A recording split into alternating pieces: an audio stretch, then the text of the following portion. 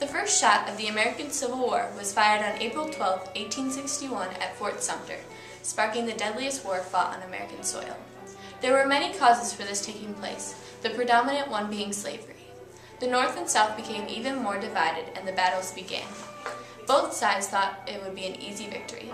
Little did they know that the war would last 4 long years and make a huge mark on American history. The gruesome war included long, bloody battles. There were those who died in combat, and there were those that suffered wounds, as well as died in the prison camps that they were brought to. Prison camps were used in the Civil War to hold both Union and Confederate soldiers. They had huge impacts on the casualty rates and were the cause of almost 10% of the soldiers' deaths. People often died of starvation, exposure, and disease in these prison camps.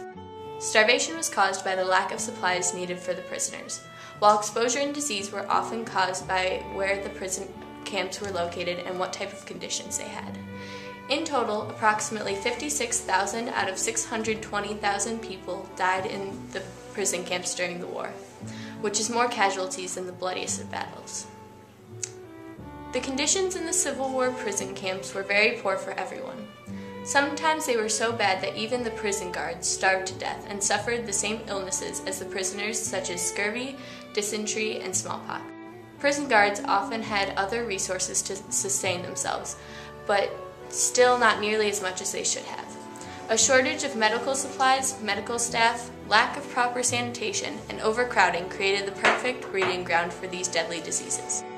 Prisoners often died of exposure to harsh weather since they were not properly clothed or equipped. Some were even forced to eat rats. Lots of people in prison camps did not have clothing. There was also little to no medical attention for these people who caught diseases. As a result, many died. One of the prison camps stand out more than all the rest because of its extremely severe conditions.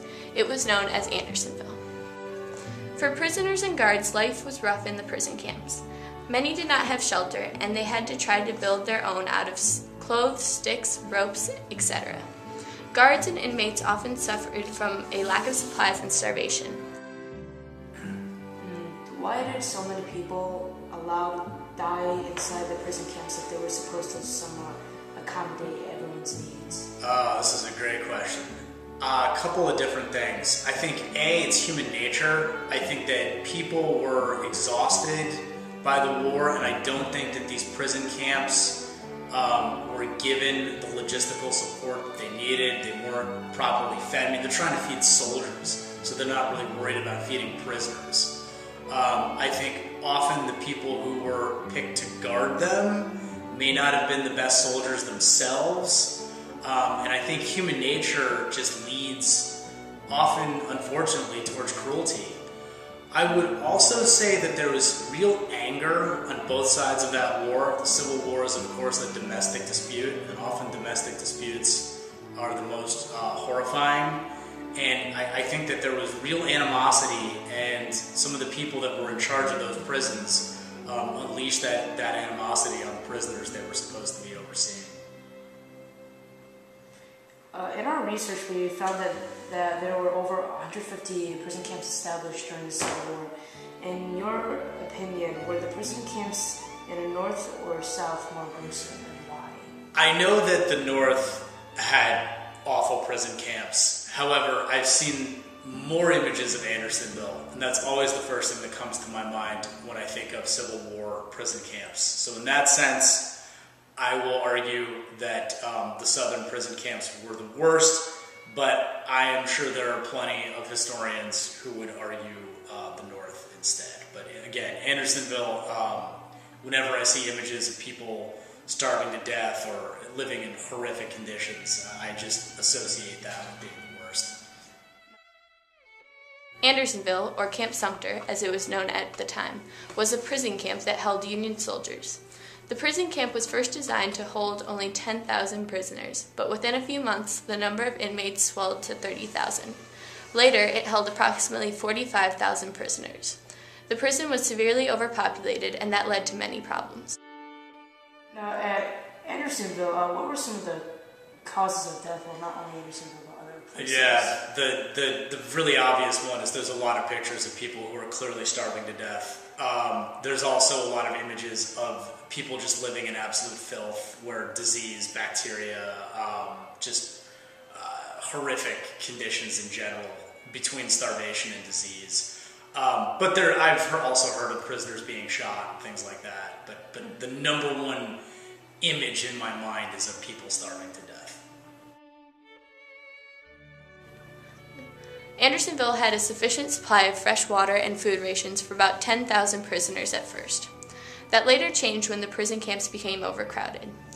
The prison camp quickly ran short of their supplies, which resulted in disaster. There was never enough food rations to sustain the life of the prisoners. The water was also contaminated by human waste. Some prisoners even stole food and clothing from other inmates in order to sustain themselves. One of these groups were known as the Andersonville Raiders. Most of these people were hung for these transgressions and dishonorably buried.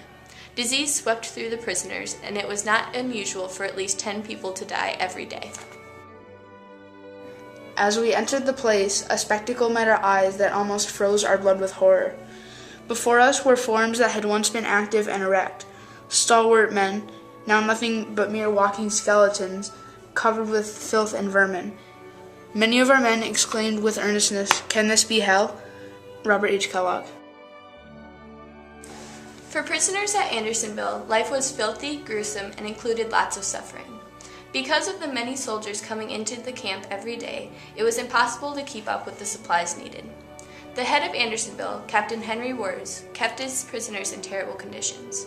Inmates were provided with no shelter, so they started to make crude tents out of sticks and clothes called shebangs. Some also dug burrows into the sides of hills for shelter, but the shebangs and burrows were not very helpful. Sometimes, during heavy rain, these kinds of shelters would collapse, and prisoners would suffocate from the debris. Also, these shelters did not provide any protection from cold winters. Many prisoners died from the harsh weather. Finally, on May 7, 1865, Captain Henry Wirz was arrested for his war crimes. In other words, he was arrested for keeping his prison in unsuitable conditions. In court, he was accused by over 150 people for holding back supplies from the prisoners. On November 10, 1865, Henry Wirz was executed for his war crimes. He was the only person to be executed for war crimes during the Civil War.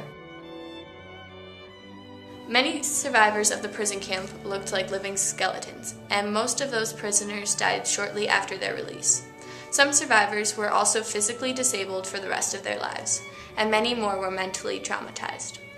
In the end, 30,000 out of 45,000 died at Andersonville, making the mortality rate approximately 30%, and the other 10% of the staff died. This was the highest number of casualties ever recorded at any prison camp in the Civil War. When people talk about the Civil War today, they usually describe battles and debate about what we could have done to prevent the casualties. What people don't always know is that prison camps in the Civil War were the cause of 10% of the total casualties in the Civil War. Prison camps were the reason for countless unnecessary deaths. We as a nation could have done many things better.